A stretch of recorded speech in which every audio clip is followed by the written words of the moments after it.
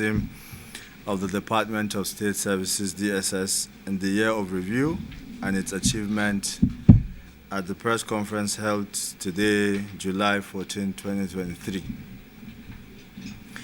It is with great delight Citizens Action for Good Governance and other stakeholders welcome the esteemed Nigerian media to this press conference. The Citizens Action for Good Governance is a robust citizen-based organization that stands for the rights of the Nigerians across the country and in diaspora, and also ensures Nigerians elected or appointed deliver dividends of good governance to the people with all sense of accountability, transparency, equity, fairness, and justice according to the rule of the Constitution. Why we are here today is no reason other than the recognizing and commending the Department of State Services under the leadership of Yusuf Magaji Bichi.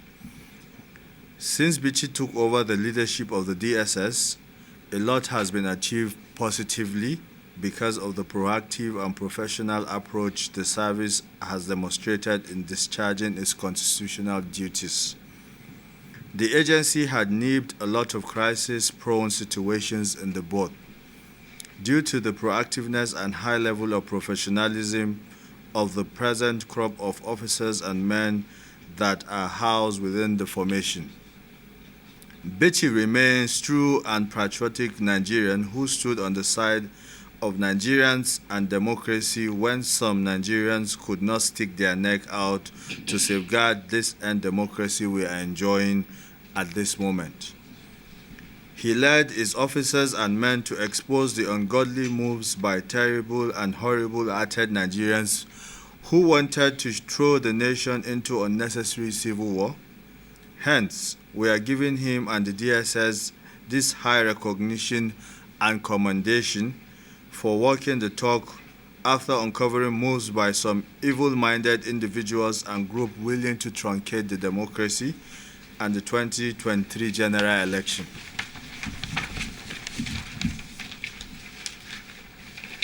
It is against this backdrop, therefore, that we would want to use this this instance of the briefing to caution certain vested interests and their ragtag, faceless cohorts who are desperately working towards destabilizing the Nigerian state by way of stoking the embers of national crisis. This caution is premised on our due diligence findings as members of the civil society based on our own credible investigation and intelligence information compelling this patriotic act of nationalism. If you may recall, there were some unscrupulous politicians who were bent on destabilizing the peace, electoral process, and successful 2023 general elections. He and his men and officers were on ground to deflate the plan of these ungodly politicians and their cronies from hindering the swearing-in and inauguration of President Bola Ahmed Tinubu on 29 May 2023, which they scared Nigerians that the inauguration would not hold, but it would be an interim government that would be in place, but they failed. Those behind the moves were exposed and dealt with because Bichi's professionalism and performance along with his men. Today we are in peace and going about our duties after the most successful elections and inaugurations at both national and subnational levels. It is worthy of note that the DSS has been awake to its responsibilities by issuing security alerts, by deploying intelligence to unravel and uncover the plot of sponsors of terrorism, activities of bandits, separatists, and others. The Bichi-led DSS has secretly chased away persons who have conspired to tear the country apart for their selfish ambition.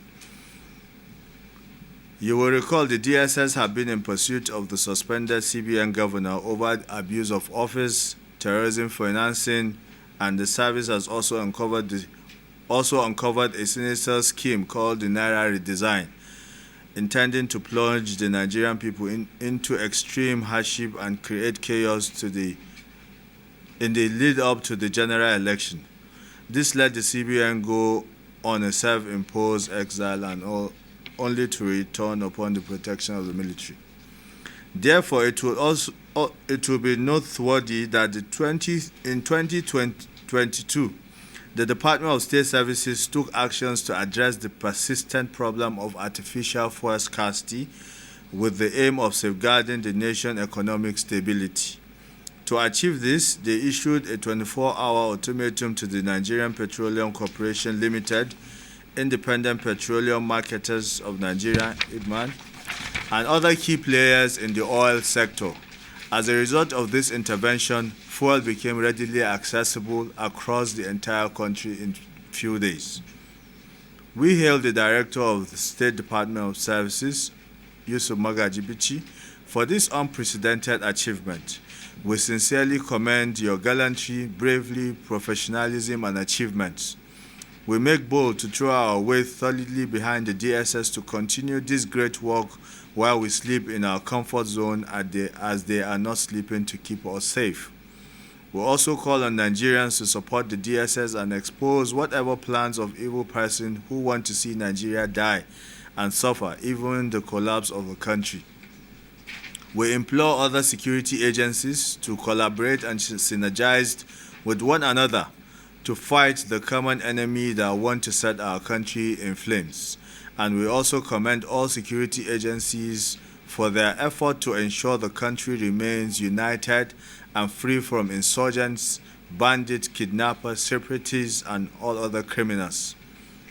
We believe under the renewed hope driven by His Excellency President Bola Ahmed Tinubu, GCFR, the professionalism and performance of the security agencies will massively be boosted to rid the current spate of killings and other criminal activities.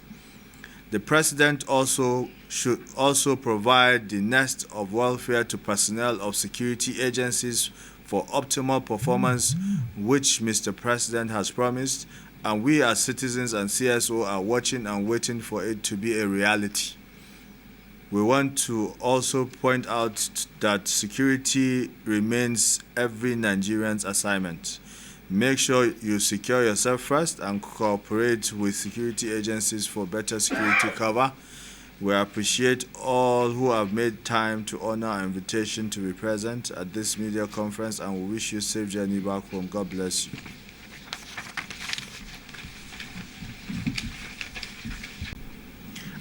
First, our expectation to the service chiefs, we're hopeful. We first should congratulate Mr. President for appointing, changing the service chiefs and replacing them with the new ones.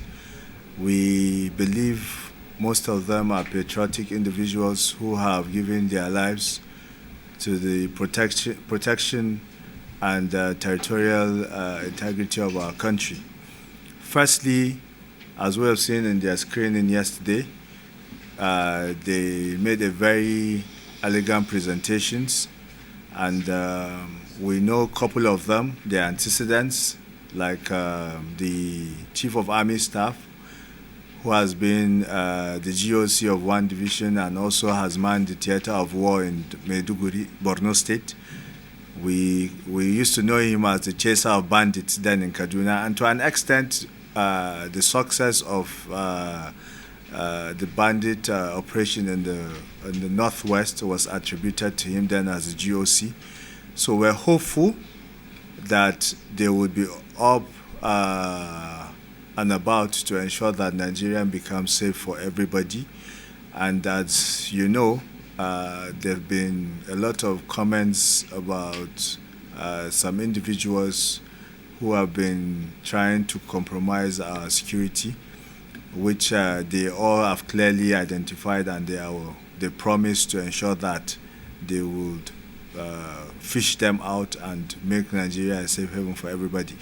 So we're hopeful, and we're going to support them as much as possible to ensure that we all are able to sleep peacefully.